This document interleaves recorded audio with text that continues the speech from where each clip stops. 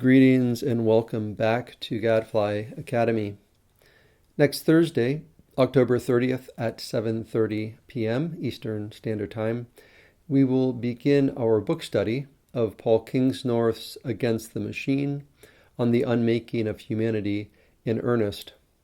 For our first meeting, we'll be reading the introduction as well as chapters 1 and 2.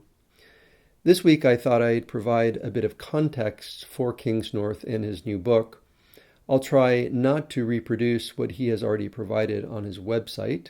There is a link in his show notes where you can read his biography on his website. Kingsnorth initially caught my attention because of the remarkable story of his conversion to Orthodox Christianity. And again, I'll put a link to that article in the show notes. But it was his writing about what he refers to as the machine that made me a fan. As a young man, I had read Philip Sherrard's The Rape of Man and Nature, an inquiry into the origins and consequences of modern science, which is a book that Kingsnorth refers to in his new work. Sherrard's book profoundly shaped my interpretation of the modern world, and it provided a critical perspective from which to understand both history as well as contemporary society. Kingsnorth's latest offering is the culmination of decades of consideration and a condensation of the past 5 years of blog posts from his Substack blog, The Abbey of Misrule. When I began reading Kingsnorth's articles, my love for Sherrard and my appreciation for his vision of the world was rekindled. Gadfly Academy, which was, as you may recall, previously known as You Are Not a Machine, which is kind of now our tagline, is largely the result of this rekindling. Against the Machine is the latest in a venerable, though relatively esoteric tradition of writing about and against the machine. The How Did We Get Here reading list, which you can download if you haven't already. I encourage you to do that and join our newsletter. The reading list includes many of this tradition's most important books, though admittedly the list needs updating. Kingsnorth's book clearly needs to be on it.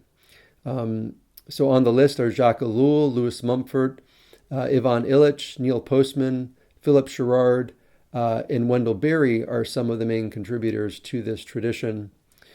And in this tradition, Kingsnorth's new book is arguably the most important of all, particularly as it offers a synthesis of previous writers and a necessary update to this prophetic critical tradition. The last great book in this tradition was probably Neil Postman's Technopoly in 1992. So there is no question that an update for the 21st century was an imperative. Happily, Kingsnorth's book has been received well and is getting substantially more publicity than many previous offerings in the tradition. Kingsnorth's new book is definitely timely. It has been competing in the New York Times bestsellers list with Eliezer Yudkowsky's new book about AI, If Anyone Builds It, Everyone Dies. When I discuss Against the Machine with friends, inevitably the first question is, does he discuss AI? Spoiler alert, he does.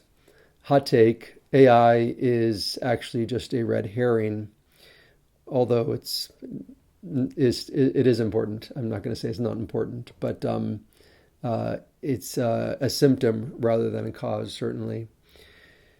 Kingsnorth repeatedly makes a point I've been emphasizing for a long time. Regardless of the particular dangers of any given technology, we should be more concerned about the underlying techno-scientific project and its philosophical theological presuppositions that brings dangerous technologies to life and deforms the world that it encounters. In 2009, Kingsnorth and Dougald Hine, a fellow apostate from the environmental movement, started something called the Dark Mountain Project. You can read the manifesto on the Dark Mountain Project website. I'll put a link in the show notes to the manifesto.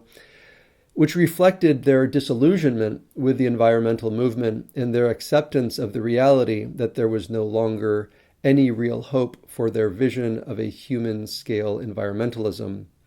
In many ways, Against the Machine continues in this tradition of extreme realism. Rather than sugarcoat the problem, Kingsnorth makes a compelling case that unless we change fundamental things about the way we view the world, which should in turn change the way we live our lives, there's little hope for society on its current trajectory.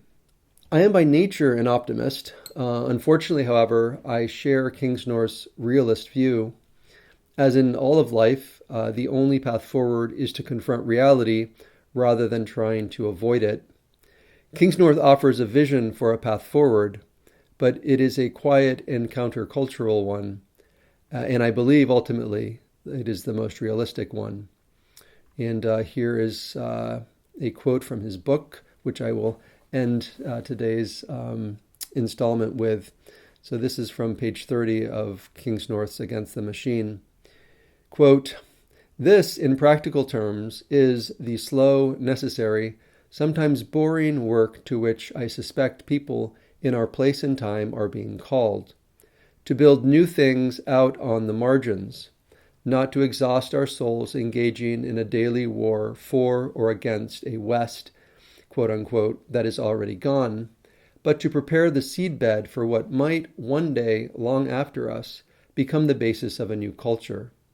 To go looking for truth, to light particular little fires, fires fueled by the eternal things, the great and unchanging truths, and tend their sparks as best we can, to prepare the ground with love for a resurrection of the small, the real, and the true." End quote. So that is it for today. I am very excited to read this book with you. I've already read it once, and I will be working through it a second time alongside you. If you haven't already subscribed to the Gadfly Academy YouTube channel and newsletter, now is a great time to do that. In particular, the newsletter, that is where I will stay in touch with updates. And you can also go to the Substack post for this week and for last week, actually, where you can find the tentative schedule for the book study. Again, I will post a link in the show notes.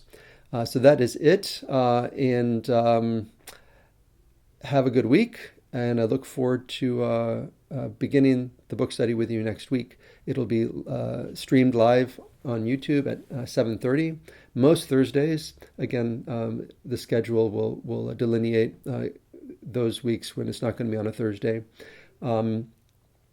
So have a good weekend, and we will see you again soon. Bye-bye.